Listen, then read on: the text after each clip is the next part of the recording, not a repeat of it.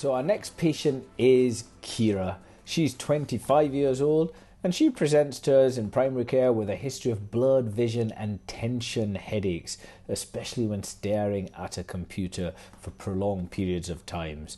The headache is worse towards the end of the day and she feels like she needs to squint. She certainly had no recent trauma to her head or eyes. No past medical history of note. Systemic inquiry was unremarkable. She's not prescribed any medications by us, she doesn't take anything over the counter, and she denies any illicit drug use. So I examined her. Visual acuity on the left using my Snellen chart was 6/24, on the right 6/18. And when I used a pinhole occluder, her visual acuity improved on the left to 6/9 and on the right improved to 6/6. And the rest of her ophthalmic examination was normal. So ladies and gentlemen, what do you think is going on here? What do you think is causing Kira's blurred vision and headache? She's a young lady presenting with a change in vision. Are you worried about optic neuritis and possible multiple sclerosis? Or do you think this is a simple refractive error and she just needs to go to an optician to get some glasses? Or do you think this might be raised intracranial pressure? Or are you worried about retinal pathology, perhaps a retinal vein occlusion? Well, the clue here is the improvement with the pinhole occluder.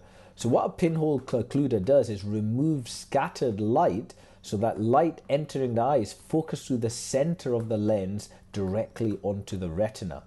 So if individuals achieve significant improvements in their visual acuity with a pinhole occluder, this points very much towards a refractive error to their visual impairment. And, hopefully a simple trip to the optician and glasses will help rectify that. So here we're going to talk about blurred vision, a reasonably common presentation in primary care, and it was a very helpful BMJ article published during 2020 on how we might diagnose and manage blurred vision in primary care. So actually the commonest cause of blurred vision globally is a refractive error, short-sightedness or long-sightedness. But as we know, blurred vision encompasses a range of ophthalmic pathologies. So again, it's all in the history. What does the patient actually mean? Do they actually mean loss of clarity or sharpness of vision? Or do they mean visual field defects, scotomata? Do they mean double vision, diplopia? Do they mean flashes in their visual fields? Do they mean photopsia? Do they mean floaters in their vision? Or do they mean visual distortions, metamorphopsia, seen with migraine sometimes too? Are symptoms unilateral or bilateral? Those with unilateral symptoms may present later in the disease process if they have compensated with good vision from the contralateral eye. Are symptoms sudden or gradual onset? How long has the vision been blurred? Unilateral, painful, sudden onset blurred vision is more likely to be an ophthalmological emergency, whereas bilateral, painless, gradual onset blurred vision is more likely to be due to refractive errors or cataracts. Age is also an important consideration. Sudden onset blurred vision in an 80-year-old is more likely to be giant cell arteritis, whereas in a 30-year-old, it's more likely to be optic neuritis and multiple sclerosis. So do consider age too. What associated symptoms are there with the blurred vision? Is there evidence of flashes or floaters? Stable floaters may suggest a posterior vitreous detachment, whereas new floaters, flashing lights, visual curtain effects can indicate impending or actual retinal detachment. These are more worrying associated symptoms. Is there any visual distortion? If Kira describes loss of central vision, that means a fovea is affected. So your fovea is the central part of your retina with the highest concentration of rods and cones and provides your highest acuity vision. Does blurred vision improve with blinking? If so, the diagnosis is simply likely underlying dry eyes.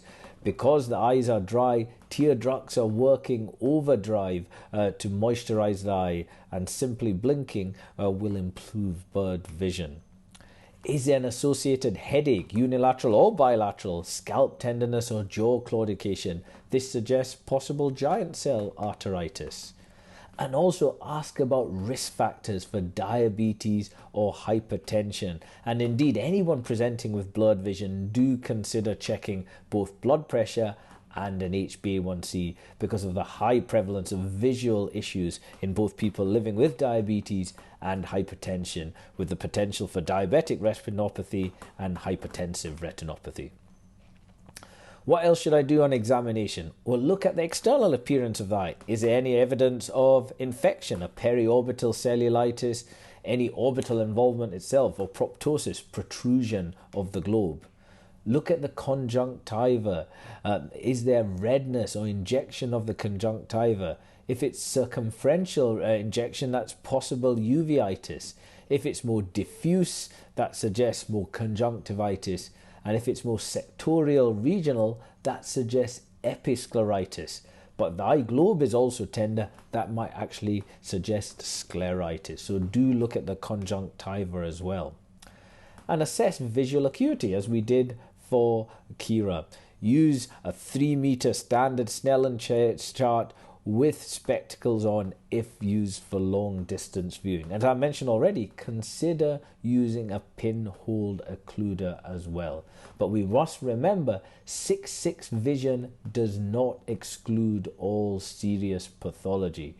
Peripheral retinal pathology may well have preserved visual acuity. So just be aware that 6/6 vision does not exclude all serious pathology. Also, assess visual fields using the confrontation method and look for any typical visual field defects such as bitemporal hemianopia, suggestive of an optic chiasm deficit. Also, check for diplopia or double vision, okay? So just to remind you, monocular diplopia is double vision that persists with one eye closed, whereas binocular diplopia is double vision that goes when one eye is closed. So monocular diplopia suggests a problem with the eye itself, for example, a cataract or a refractive error, such as myopia. Whereas binocular diplopia, so remember that's double vision that goes when one eye is closed, suggests an ocular alignment problem. So a cranial nerve palsy, a fourth or sixth nerve palsy, or more sinister, intracranial lesion, especially if there's limited eye movements as well. Okay. Look at the pupils as well. Are there irregular pupil sizes? So we have a little pop quiz here. What do you think's going on with this gentleman? Well, he actually has a third nerve palsy. You can see his left eye is deviated down and outwards. He has some ptosis, drooping of his eyelid, and his pupil is fixed and dilated. So he has a third nerve palsy. What about this chap? What do you think's going on here? Well, you can see on the left eye again here, there's a bit of ptosis there, drooping of the eyelid, but the pupil is smaller. And again, if we examine this gentleman, it's not responsive to light. So this gentleman has miosis, ptosis, and again, if we examine him, there might be evidence of anhidrosis, lack of sweating on the left-hand side. So this gentleman has Horner's syndrome. So do look at the pupils. The other really useful test to consider doing is the swinging light test to check for what we call a relative afferent pupillary defect, RAPD. My ophthalmology colleagues suggest we consider this swinging light test to check for an RAPD in all individuals complaining of either blurred vision, flashes, floaters, or visual field loss, because the presence of an RAPD signifies underlying serious retinal or optic nerve disease. Now, I appreciate there are workload implications for us here, but this is a simple test that we can easily do in everyday primary care. So I've got a little video to show you now to show you how to undertake the swinging light test. In this patient, you will see that the right pupil consistently dilates as the light is swung toward it. This dilation is called a relative afferent pupillary defect. It usually signifies that an optic nerve lesion is present on the side of the dilating pupil.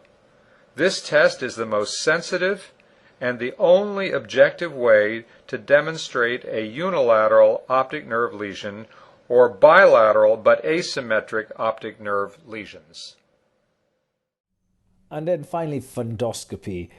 Certainly not a strong point of mine, fundoscopy, but do check for the red reflex. If that is absent, that suggests gross pathology in their eye. And then, of course, after that, we're looking for the appearance of the optic disc.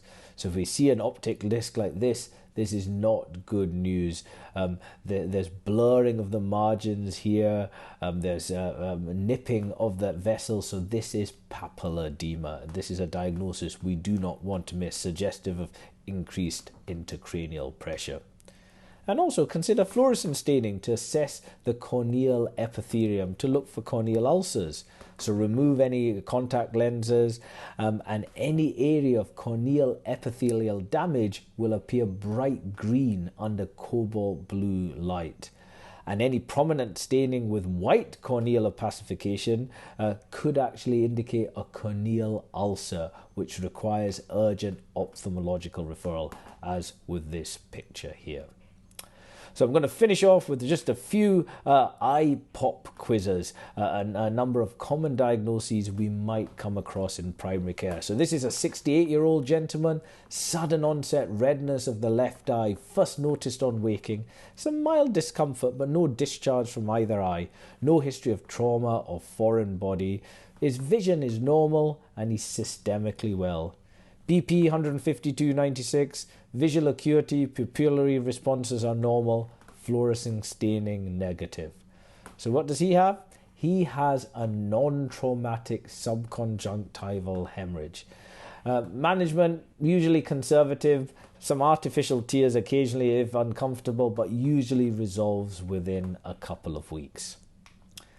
And then we have this young girl, 16-year-old female, sudden onset ocular discomfort and redness of the left eye when walking home from school. She thinks something may have flew into her eye. She complains of a persistent scratching sensation, watering of the left eye, and discomfort worse on blinking. She feels her vision on the left is not really quite as good as the right, and she doesn't wear contact lenses. So we assessed her, visual acuity reduced on the left, 6/12, but with a normal pupillary reaction. No obvious foreign body visible. Upper eyelid was quite swollen, no discharge, and this is what we saw on fluorescein staining. Fluorescein staining was indeed positive. So what this girl has is a corneal abrasion, okay? So most cases of corneal abrasion can be treated with antibiotic treatment, lubricants at night, and occasionally cyclopentolate. So cyclopentolate or Midralate drops can be given to provide pain relief, because what these drops do is they dilate the eye and relax the ciliary muscle.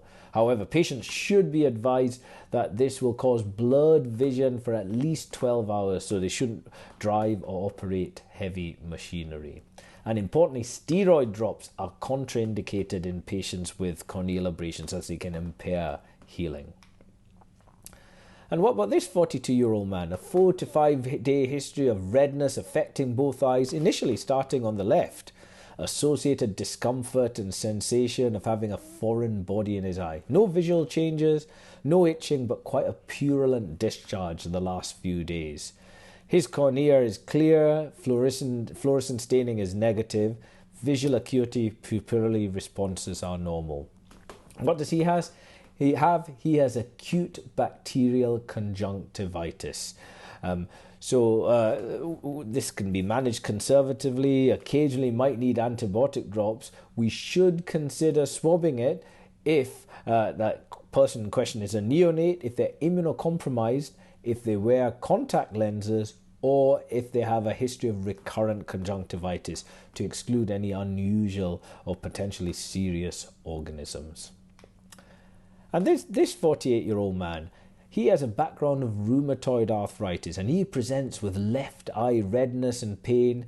His symptoms came on quite suddenly, actually, and he also describes a small spot cyst in the area of redness. No discharge, no headache or vomiting. You examine him, you can see a localized small nodule in the conjunctiva, no uptake on fluorescein staining, visual acuity normal, pupillary responses normal. What does he have? He has episcleritis, largely probably caused by his rheumatoid arthritis. Episcleritis may be caused by many systemic inflammatory conditions. Most mild cases require no treatment. Occasionally might require some artificial tears. But be aware, if there's significant globe tenderness, the diagnosis may well be scleritis, which does need ophthalmological assessment. And then finally, this 65-year-old Asian lady. Sudden onset right-sided eye pain with redness. She's systemically unwell, associated vomiting. She's seeing halos around the light. Her vision's worse on the right eye. No history of ocular trauma. You examine her, she's got a mid-dilated, unresponsive pupil to light, hardening of the left orbit on palpation, and visual acuity just 6 out of 12 on the right. What does she have? She has acute angle closure glaucoma. This is a true ophthalmological emergency to prevent permanent visual loss. It's more common in people over 40, more common in a family history of glaucoma, more common in long-sighted individuals, more common in women, and also more common in people of a Southeast Asian descent.